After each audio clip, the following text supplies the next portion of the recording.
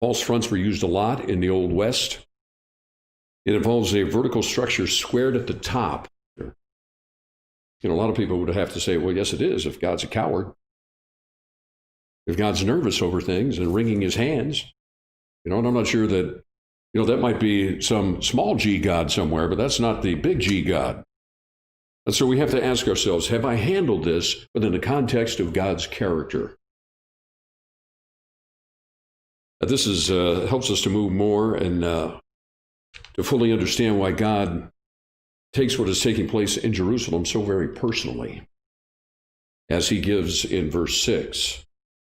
And you can see him giving this parable, if you will, to Ezekiel, saying, do you see what they are doing? Do you see what they're doing in my house? And he goes on to say, they are inviting me to leave. Because they're saying they do these things in my name, these abominations, and they are inviting me to leave my own house. That's the living God saying this.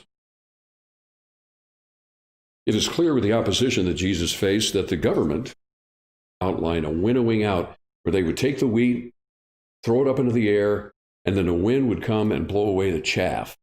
And that is how they would separate that out. So there's a winnowing that is taking place in the church today.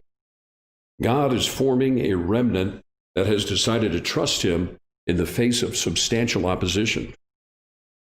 It is the type of opposition that plays to one's fears. And if they are given into, that opposition then takes control as it had for the people in Jerusalem. It's one of those things that once you allow something to take place, but it's just a short step to make it another pattern, to make it a habit, if you will, to make it acceptable.